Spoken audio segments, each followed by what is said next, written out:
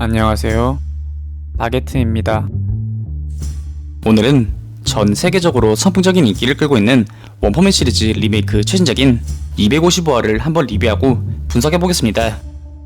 영상은 원펀맨 시리즈 리메이크 최신작인 255화의 전개를 기반으로 분석하면서 진행되며, 이는 주간전인과 동시에 약간의 스포가 포함되어 있다는 점 알려드립니다.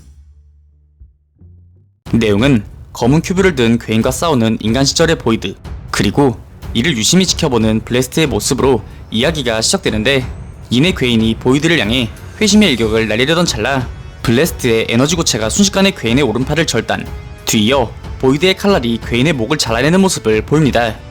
곧이어 블래스트가 검은 큐브를 회수하는 동시에 보이드의 강함을 높이 평가하는데요. 하지만 정작 놀란 것은 보이드. 그는 블래스트가 본 적 없는 인수를 가지고 있다며 그 엄청난 강함에 상당히 놀라는 모습을 보입니다. 이윽고 블래스트는 자신을 개인적으로 활동을 하고 있는 히어로로 소개하나, 당신은 프로 히어로 제도도 없고 또 생긴다 해도 15년 뒤에나 생길 제도였기에 보이드는 그를 이상하니만치 강한인 만큼이나 이상한 녀석이라 생각합니다. 사실 보이드와 싸우고 있었던 괴인, 즉 대행자는 닌자 마을의 상위 닌자로 마을의 리더였던 보이드를 따랐던 제자였는데요. 이에 보이드는 블래스가 마을에 대해서 캐고 다닐 수도 있다고 판단, 그를 한번 떠보기 위해 자신이 죽인 제자의 머리를 들고 신이 뭐길래 자신의 손으로 제자를 직접 죽일 수밖에 없는지 절규하기 시작하는데요. 이로 인해 보이드는 블래스트로부터 전후 사정을 듣게 되었고, 이것이 계기가 되어 그는 블래스트와 함께 큐브 탐색을 위한 여행을 떠나게 된 것이었습니다. 그렇게 시간이 지난 어느 날 깊은 밤, 보이드는 자신의 동생인 루나를 호출하는데요. 곧이어 그는 루나에게 블래스트의 배후에 시치와 천재 과학자가 있다며 그를 미행하여 돈줄과 미지의 기술을 찾아내고 불필요한 자들을 제거하라 지시합니다. 이후 또 시간이 지나 그의 동생은 블래스트에게 너무나 가깝게 접근했던 탓인지 블래스트와 결혼하여 아들까지 낳게 되었으나, 얼마 안가 한 강력한 대행자와의 전투에서 결국 사망해버리고 말았습니다.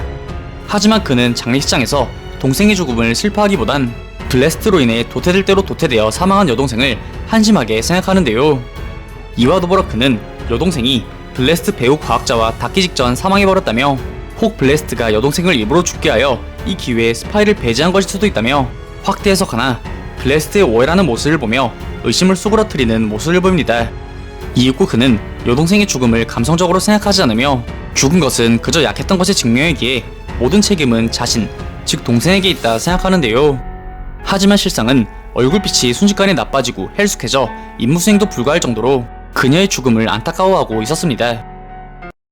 그러던 그 순간 탐사조 중 돌연 그 뒤 석상이 부서지기 시작, 우연히 큐브와 그가 접촉하게 되는데, 그렇게 순식간에 달라진 배경, 얼마 전까지 미지의 사원에 있던 그는 탁 트인 공간에 위치한 거대한 검은 큐브 위로 전송된 상황이었는데요.